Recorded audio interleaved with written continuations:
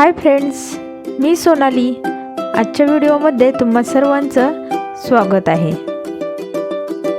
तर आजच्या व्हिडिओमध्ये भोपळ्याची आपण झटपट होणारी पण जरा वेगळ्या पद्धतीची भाजी बघणार आहोत। तर व्हिडिओ स्किप न करता पूर्ण व्हिडिओ पहा म्हणजे समजेल। तर चला आजच्या व्हिडिओला सुरुवात करूयात। येथे मी एक भोपळा घेतलेला आहे आणि तो भोपळा आहे तो स्वच्छ धुवून घेतलेला आहे। यानंतरच गॅस आहे तो मी चालू करून घेते। गॅस चालू केल्यानंतर आपल्याला हा भोपळा आहे तो यावरती ठेवून द्यायचा आहे आणि आपल्याला हा भोपळा आहे तो या पद्धतीने सर्व बाजूने भाजून घ्यायचा आहे। तर एकाच साईडला धरायचा आहे आणि एका बाजूला तो आपल्याला भोपळा आहे तो छान असा भाजून घ्यायचा आहे। आपण वांग्याचे भरीत बनवताना ज्या पद्धतीने वांगे भाजतो तर त्याच पद्धतीने आपल्याला हे भोपळा आहे ते दोन्ही बाजूंनीही असा भाजून घ्यायचा आहे। तर यावेळेस गॅस आहे तो आपल्याला मोठा करायचा आहे। मोठ्या गॅसवरती किंवा मीडियम गॅसवरती आपल्याला हा भोपळा आहे तो भाजून घ्यायचा आहे। तर हे पहा, भोपळा आहे तो मी भाजून घेतलेला आहे। तर या ठिकाणी तुम्ही याच्यावरती जे साल आहे ते तुम्ही खरडून काढू शकता सुरीच्या साहाय्याने। तर या ठिकाणी मी हे काढणार नाही, अशीच मी भाजी बनवणार आहे। तर हा भोपळा आहे तो मी बारीक असा कट करून घेणार आहे।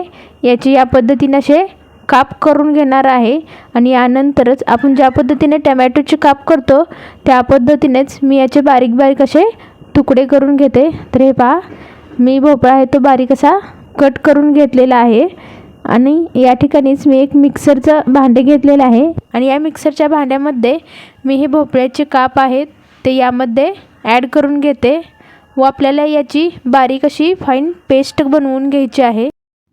भोपळ्याची पेस्ट बनवल्यानंतर या ठिकाणी मी कढईमध्ये एक पळी इतपत तेल ओतून घेते। तेल व्यवस्थित गरम झाल्यानंतर यामध्ये अर्धा चमचा जिरं टाकून घेते आणि अर्धा चमचा अद्रक लसूण कोथिंबीरची पेस्ट टाकून घेते व याला व्यवस्थित असं तेलामध्ये मिक्स करून घ्यायचं आहे।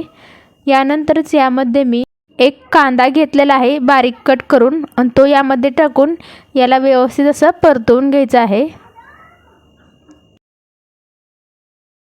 कांदा व्यवस्थित परतला गेल्यानंतर यामध्येच मी टोमॅटो, कोथिंबीर आणि थोडीशी मिरची ॲड करून याची बारीक अशी पेस्ट बनवलेली आहे व ती पेस्ट आहे ती मी यामध्ये ॲड करून घेतलेली आहे आणि याला व्यवस्थित असं यामध्ये परतवून घ्यायचं आहे अर्धा मिनिटभर।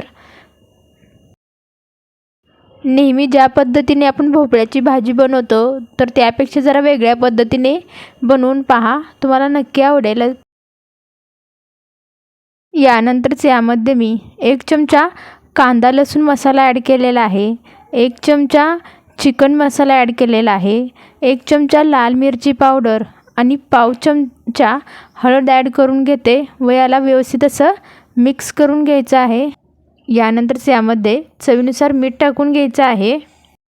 तर या ठिकाणी तिखट आहे ते आपल्याला थोडंसं जास्त वापरायचं आहे कारण भोपळा आहे तो थोडासा काही प्रमाणात गोडसर लागतो। तर त्यामुळे मी सुरुवातीला थोडी मिरची वापरलेली आहे आणि एक चमचाभर लाल तिखट वापरलेलं आहे। हे सर्व मसाले व्यवस्थित असे मिक्स केल्यानंतर आपण जो भोपळ्याची पेस्ट बनवून घेतली होती ती पेस्ट यामध्ये ॲड करून घेणार आहोत।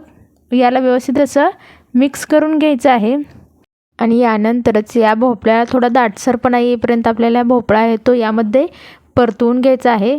तर तुम्ही पाहू शकता या पद्धतीची कन्सिस्टन्सी पाहिजे आहे। तर या स्टेजला गॅस आहे तो मी बंद करून घेते व आपली ही भाजी आहे ती मी एका वाटीमध्ये काढून घेतलेली आहे आणि त्यावरच खूप सारी कोथिंबीरही टाकून घेतलेली आहे।